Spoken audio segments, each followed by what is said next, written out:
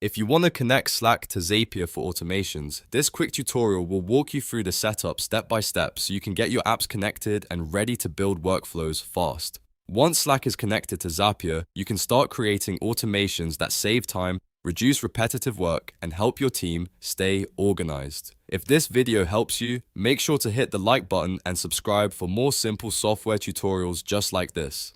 Alright, let's jump in. First, open your browser and go to Zapier.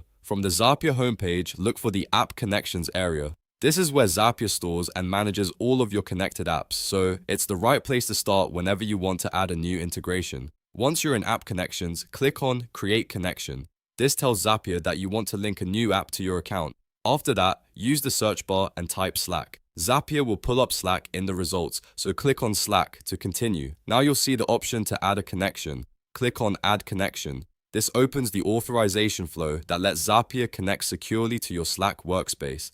After that, click Connect. Zapier will now send you to the Slack sign-in and permission screen. At this point, Slack may ask you to log in if you're not already signed in.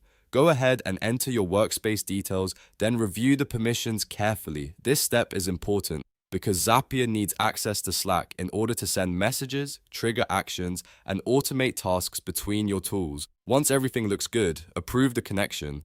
After you confirm the login and permissions, Zapier will finish the connection process automatically. In just a few moments, your Slack account will be linked to Zapier, and you'll be ready to create automations. That's it. The connection is complete.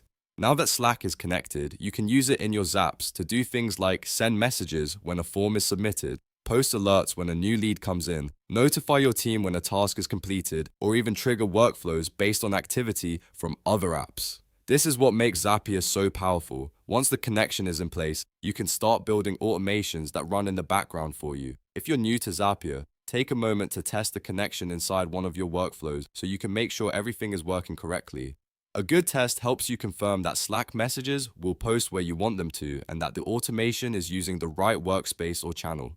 And that's how to connect Slack to Zapier for automations. If you found this useful, don't forget to like the video, subscribe to the channel, and turn on notifications so you don't miss the next tutorial. Thanks for watching, and I'll see you in the next one.